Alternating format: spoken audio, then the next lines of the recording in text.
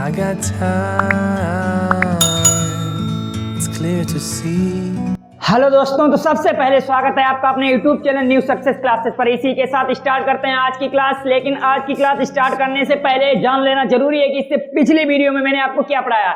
इससे पिछली वीडियो में मैंने आपका सेट 7 का फर्स्ट पार्ट 1 का से लेकर 4 तक सॉल्व करवा दिए। किसी भी स्टूडेंट ने उन्हें सॉल्व नहीं कर पाया है तो लिंक आपको डिस्क्रिप्शन में मिल जाएगी, आप लोग वहां से सॉल्व कर सकते हैं।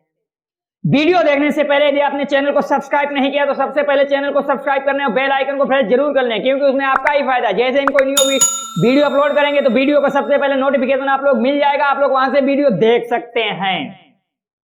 तो टाइम ना वेस्ट करते हुए स्टार्ट करते हैं आज की क्लास।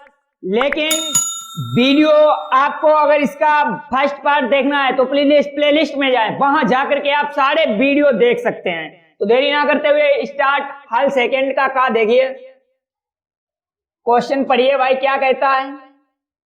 कह रहा है कि सभी खंड कीजिए। और दूसरे का है, कहता है कि एक साधारण पासे को एक बार फेंककर 3 से बड़ी संख्या प्राप्त करने की प्रायिकता ज्ञात कीजिए। तो देखिए पासा, सबसे पहले बात तो ये हुई कि पासा तो आप लोगों ने देखा ही होगा, आप लोगों ने लूडो खेला होगा, उसमें इस टाइप का पासा होता है मेरे भाई। ये पासा होता है आपका भाई, ये पासा इस टाइप का होता है। और इसमें एक इधर सरफेस होती है और इसमें आपकी 6 सरफेस होती हैं। एक सरफेस पर 1 बिंदु होता है, दूसरी सरफेस पर 2 बिंदु होते हैं, तीसरी सरफेस पर 3 बिंदु होते हैं, और चौथी सरफेस जो इसके नीचे होगी, मान लिया यहाँ पर ये 4 बिंदु होंगे, और 5वीं सरफेस पर 5 होंगे भाई, और छठी सरफेस मान ली जो होगी उस पर 6 होंगे भाई। इस तरह का छक्का होता है, आप लोगों ने देखा होगा। तो भाई इसी के साथ ये आपका पासा हो गया। और 3 से अधिक, एक बार फेंकने से 3 से बड़ी संख्या प्राप्त होने की प्रायिकता। देखिए पासे में कुल संख्याएं कितनी होती हैं आपको मालूम है कि पासे में कुल संख्याएं बराबर 6, कुल संख्या 6 होती है। 3 से बड़ी संख्याएं, पासे में 3 से बड़ी जो संख्याएं होंगी वो आपकी कितनी होंगी, बराबर 4, 5 और 6। अर्थात इन्हें जब गिना तो 1, 2, 3 आई, 3 निकल के आए। भैया इसकी प्रोबेबिलिटी पूछ रहा है, प्रोबेबिलिटी। मैंने आपको बताई थी एक बात कि क्वेश्चन जो चीज पूछे वो आपके अनुकूल परिणाम होते हैं। पूछ क्या रहा है कि जो 3 से बड़ी संख्याएं 3 है, 4, 5, 6 भाई, पासे में 3 से बड़ी संख्याएं 3, 4, 5 और 6 होंगी, और उसके सभी संभव परिणाम जो होंगे वो 6 होंगे, क्योंकि 1 से लेकर के 6 अंक तक पासे में होते हैं भाई। तो यहाँ पर 3/6, तो इसे हम जब कैंसिल कर देंगे तो बराबर 1/2, यानी कि जो आपकी प्रोबेबिलिटी निकल के आई है वो 1/TAPE बराबर 1/2। तो मेरे भाई इस तरह से आप लोग इन क्वेश्चन का धुआं उड़ा सकते हैं। उड़ेगा धुआं भाई, एक एक करके सारे क्वेश्चन। इसका तो उड़ गया, खेल खत्म हो गया भाई। इसकी बारी है क्वेश्चन नंबर खा की बारी। नहीं करनी है भाई इसके साथ कोई यारी, क्योंकि क्वेश्चनों के साथ यारी करोगे तो भाई 70 में 70 आपका सपना है वो कैसे पूरा होगा। पूरा करना है ना, यारी नहीं करनी है। चलिए भाई क्वेश्चन नंबर खा पढ़िए। दूसरे का खा, ध्यान से पढ़ना है मेरे भाई, क्योंकि क्वेश्चन लगाना है भाई, लगाना। तो क्वेश्चन नंबर खा क्या कह रहा है यहां पे मैं लिख लेता हूं, आप लोग पढ़िए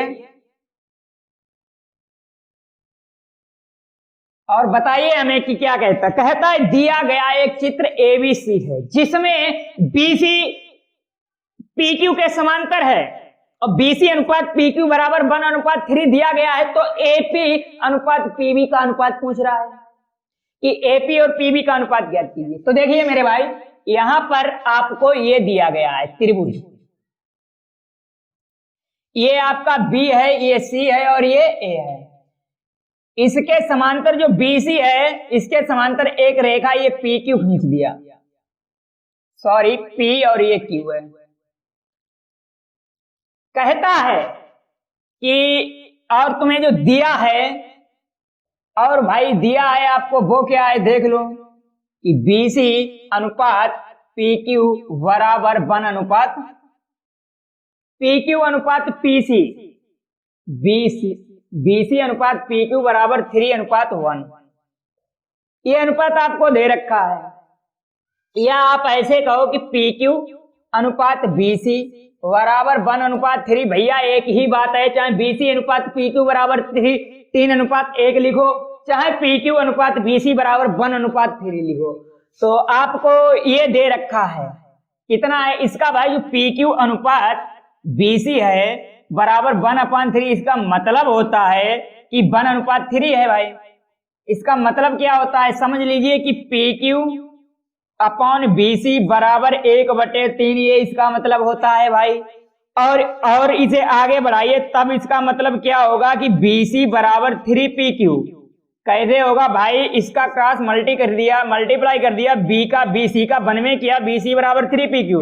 इसके कहने का मतलब है कि जो बी सी है वो 3 गुना है किससे, पी क्यू से। पी क्यू जब 1 होगा तो बी सी 3 होगा, क्योंकि बी सी इस 3 गुना है पी क्यू के। देखिए पी क्यू गुना 3 है, जब इसे 3 गुना करते हैं तब ये बी सी के बराबर आता है भाई। इसका मतलब ये है जब ये 3 है और ये 1 है तो आप क्या करो, एक आपने प्रमेय होती है थेल्स की प्रमेय। ये भाई एक ऐसी प्रमेय है कि जब आप ऐसी जगह पर अटक जाते हो तो थेल्स ने कहा कि मुझे याद करिए भाई, हम आपकी सारी प्रॉब्लम सॉल्व करेंगे। जब हमने थेल्स को याद किया तो थेल्स ने हमें ऐसा सुझाव दिया, उन्होंने कहा थेल्स की प्रमेय लगाइए कि मेरी प्रमेय लगाइए कि किन्हीं दो संगत भुजाओं का अनुपात संगत दो भुजाओं के अनुपात के बराबर होता है। कहा कि 2 भुजाएं लीजिए, मैंने लिया, क्या लिया, ए बी अनुपात बी सी, ए बी बटे बी सी। ये 2 भुजाएं ली, देखिए ए बी और बी सी, इनके संगत 2 भुजाएं मैंने ए पी पी क्यू लिया। देखिए ये संगत भुजाएं हैं A B B C A P P Q, यही लिया भाई, इनके संगत ए पी बटे पी क्यू। और भाई एक बात बताएं आपको कि आपकी जो BC है संगत भुजाओं का अनुपात बराबर होता है अगर BC और PA ये बराबर, अगर ये, इसका मतलब ये होता है कि अगर BC अगर आपकी है 3 तो PQ भी भाई आपका 3 ही, और सॉरी तो आपका BA है, देखिए AB बटे BC, और BC आपको 3 दे रखा है, ये है।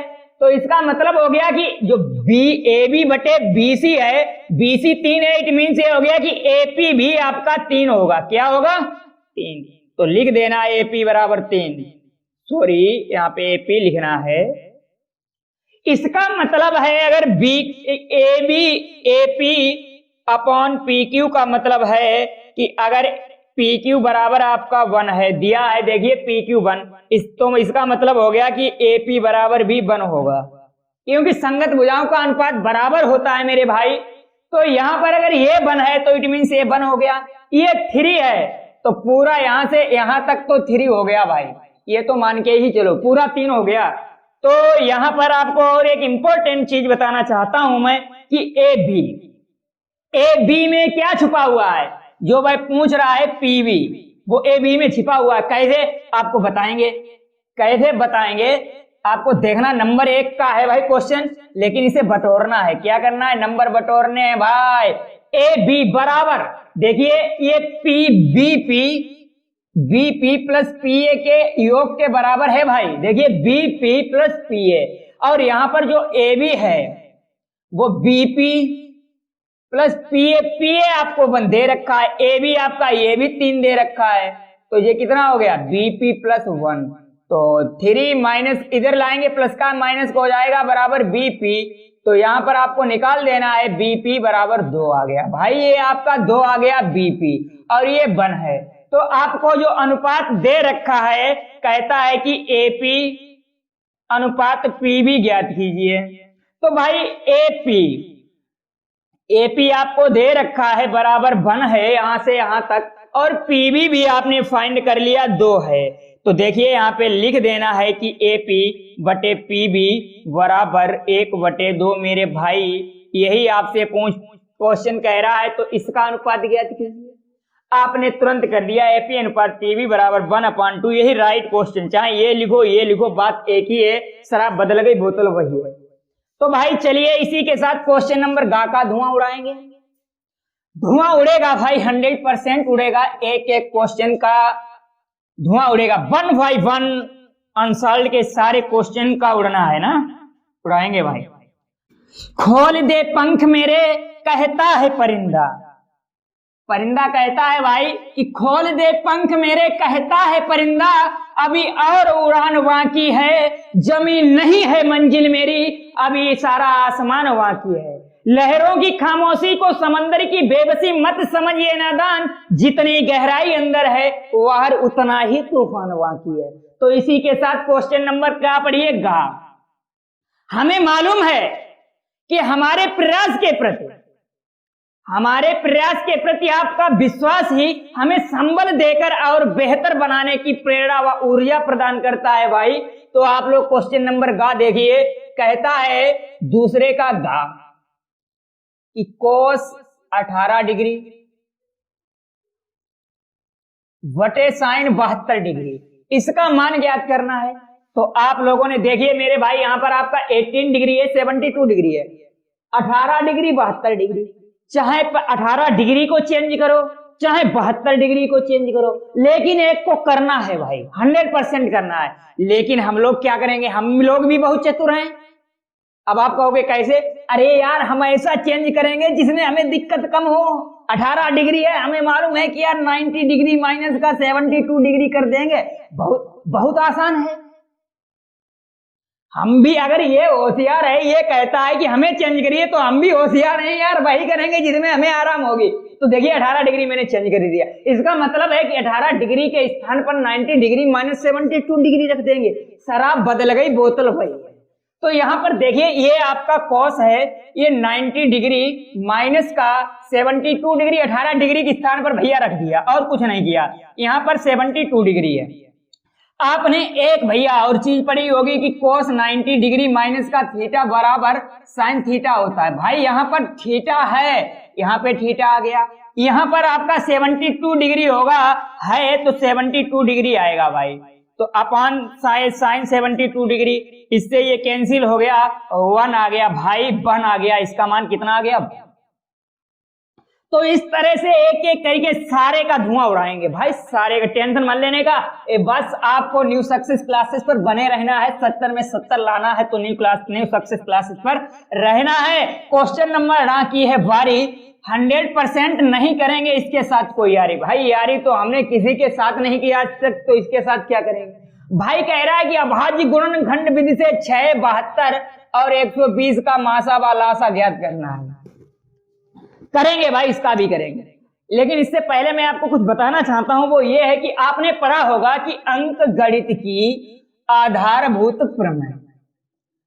भाई पहले ही चैप्टर में आपका यूक्लिड विभाजन प्रमेय, जो वास्तविक संख्याएं चैप्टर पहला है, उसमें सेकेंड टॉपिक है आपका अंक गणित की आधारभूत प्रमेय। तो भाई ये देख लीजिए क्या है, हम बताएंगे आपको। जो आधारभूत प्रमेय ये है, इसका एक दूसरा नाम है भाई अभाज्य गुणनखंड विधि। क्या है, अभाज्य गुणनखंड विधि।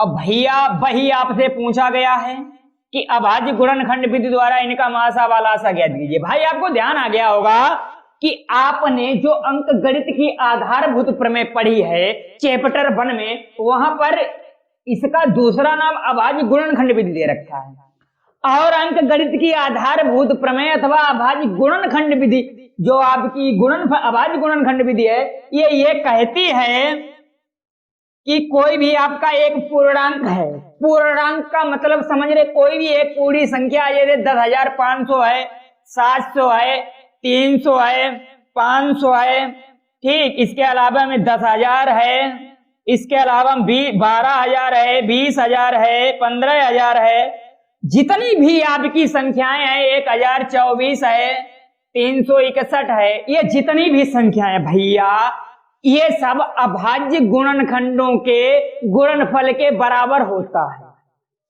ये आपकी अंकगणित की आधारभूत प्रमेय व अभाज्य गुणनखंड विधि ये कहती है कि कोई भी पूर्णांक है उसके जब गुणनखंड करेंगे तो जो अभाज्य गुणनखंड आएंगे उनके गुणनफल के अभाज्य गुणनखंडों के गुणनफल के बराबर होता है आपका ये पूर्णांक। अब आप कहोगे इस सर कैसे? जैसे यहां पर आप देख लीजिए, आपको जो दे रखे हैं 6, 120, 72, ये आपके पूर्णांक ही तो हैं, ये तो 6 है।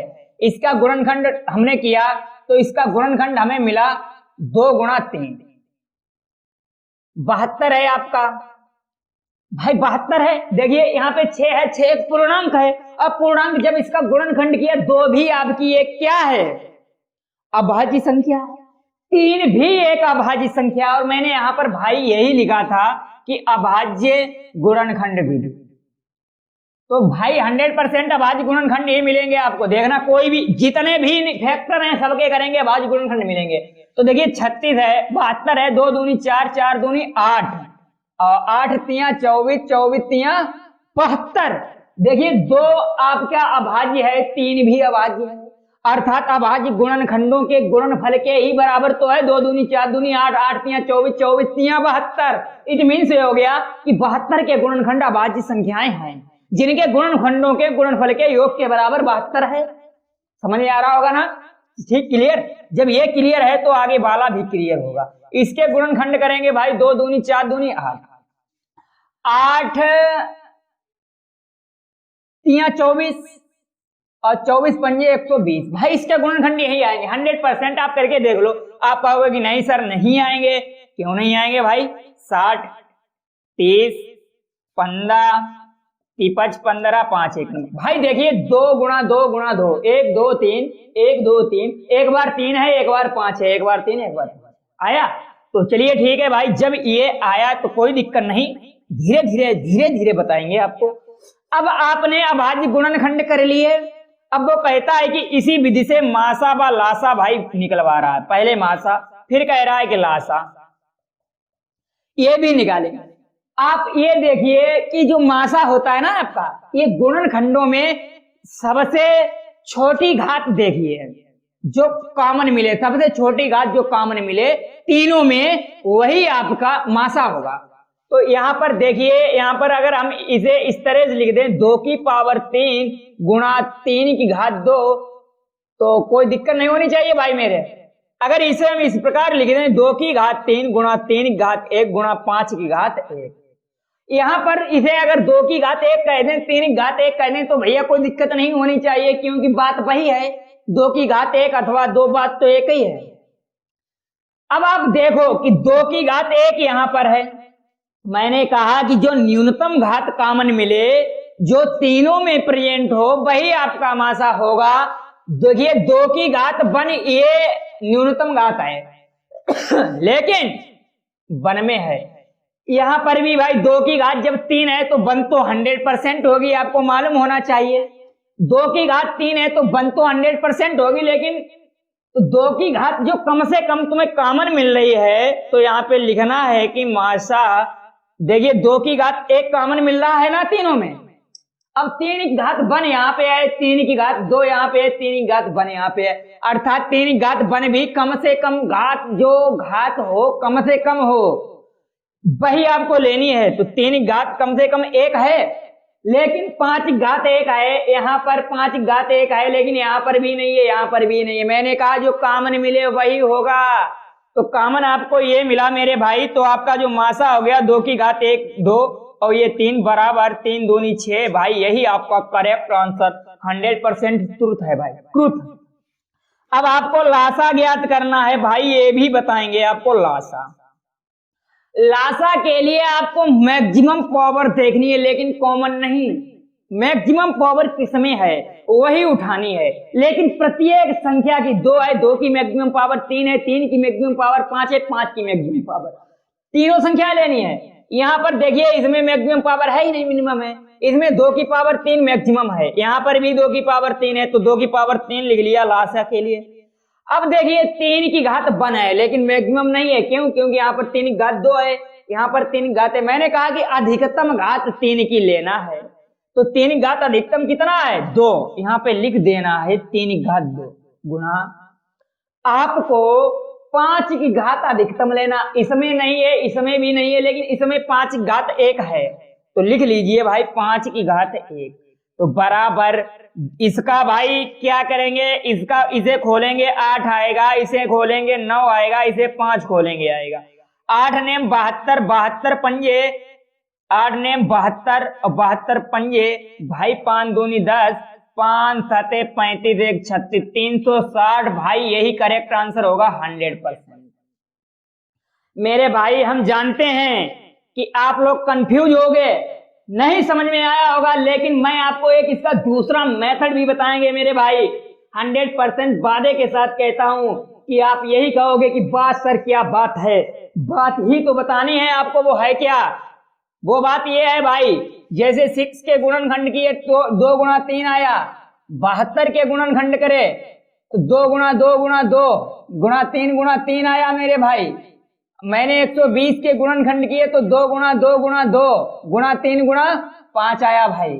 लेकिन मुझे मासा, तो सबसे पहले मासा लिखना है ना, तो बहुत देसी भाषा में बताएंगे भाई आपको, आपको जो तीनों में कॉमन मिले वही आपका मासा है।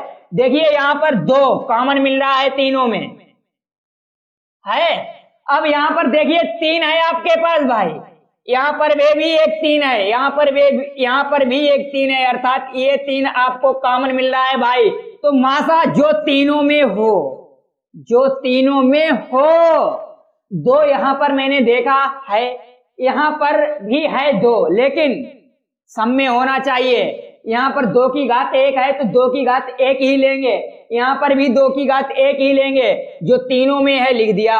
3 यहाँ पर भी है, यहाँ पर भी है, यहाँ पर भी है, कॉमन मिल रहा है लिख दिया भाई। तो ये 3 दूनी 6 मासा हो गया। अब आपको लासा लिखना है। लासा देखिए मेरे भाई ध्यान से देखना है आपको, यहाँ पर कॉमन नहीं देखेंगे भाई, यहाँ पर ये देखेंगे कि पहला पद जो है उसका हम सारा मटेरियल लिख लेंगे और फिर आगे जब बढ़ेंगे तो उसमें नया देखेंगे। क्या देखेंगे? नया।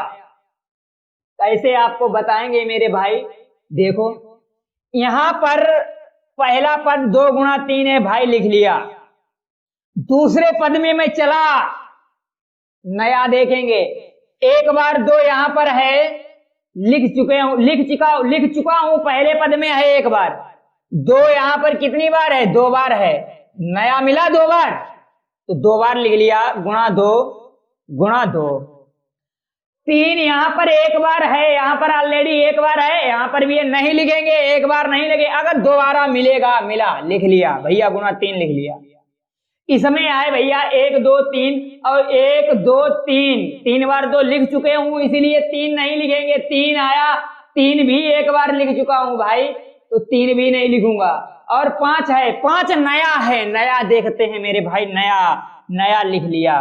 तो देखिए यहाँ पर 2 3 6 दूनी 12 दूनी 24, 24 3 72 और 72 पंजे 360 भाई, यही आपका लासा हो गया।